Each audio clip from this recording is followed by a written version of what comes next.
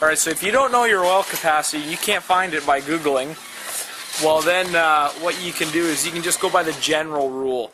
So 4 cylinders can take between 3.5 and 4 quarts or liters. A V6 can take between 4 and 5. And some of the Hyundai ones actually take up to 6. So just be aware of that. And V8s can take anywhere from 4.5 to 6 liters as well. So, you know, older Chevys, the older Chevy small blocks usually take about 5 liters, give or take. The newer Chevy motors tend to take about, 6 liters. So we're going to start the engine up. So every vehicle has its own idiot light, which is right there on this one. That means you have 0 or next to no oil pressure.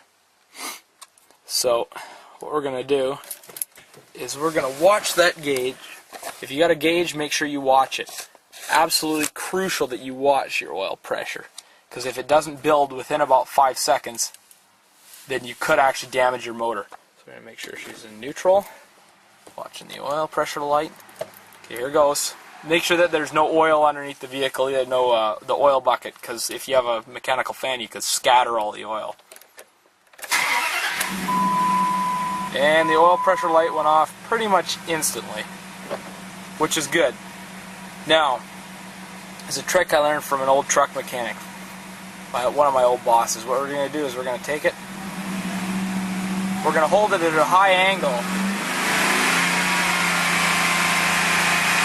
watching the oil pressure indicator. In about 5 seconds, if the oil pressure indicator doesn't come back on, you're okay. If it comes back on, shut it off immediately. Usually your filter has popped off or something like that. So, listen to the rumble a couple times. Okay, so now that we're done checking the oil pressure, make sure it's okay. We're going to shut the engine down. And we're going to go underneath, clean everything up, and we're going to add that little bit more oil that the filter took up when we started the engine. Shut my garage door.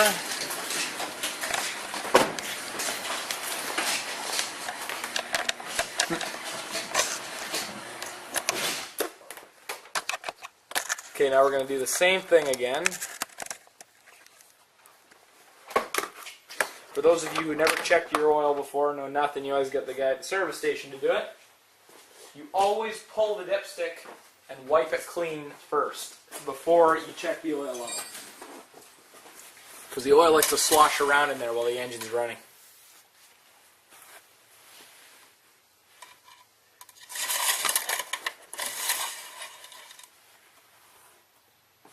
So if you look at this here, it's actually in the safe range, so we're okay. Most vehicles will have an add and a full line.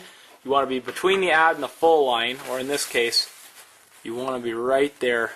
I don't know if you can see that all that well. There's kind of a cross-hatchy area. You want to be in that area. So this one's okay, although it is up on a ramp. So, if you're checking your oil up on ramps like this, pull your vehicle off and then do the double check. So, basically, that's it. Once your oil is all added, make sure that you put your cap back on, make sure your dipstick's back in, and your oil filter is not leaking and your drain plug is tight.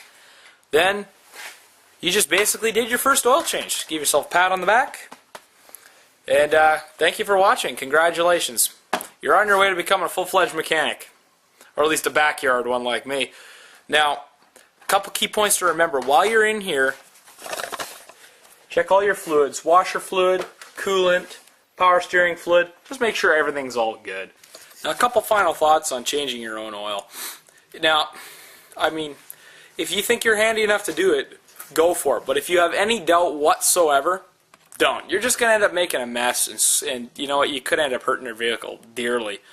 Also, if you're going to do this, you don't have to go buy the most expensive oil like the synthetic like I do. If you have a vehicle that's just not worth putting that kind of oil in, then Napa or Lordco or wherever, usually they have their own house brand of oil. Now, and it's usually significantly cheaper than any other kind. And this is usually good stuff. Like the Napa is the same as the Valvoline oil. And I don't know what Lordco's is, but and just use a cheap regular filter. I mean, you can buy them at your local Walmart or Canadian Tire or wherever. But yeah, just if you got a vehicle that you want to keep for a long time, you want to take care of it. Like, obviously, I use nothing but the best for the Dodge here. Absolutely nothing, no compromises. So if you feel like that, then you go ahead and put the best stuff you can buy in. But if you don't, then don't feel the need to spend extra money. And also, if you have, I love doing how-to videos and stuff like that. So if you have any requests on any other kind of how-to videos or how stuff works, I love doing that. So please leave a comment. It's something within reason, of course. Alright, thank you for watching, and after my midterms are over for the next couple weeks, hopefully I'll have some more for you. Alright, thanks for watching.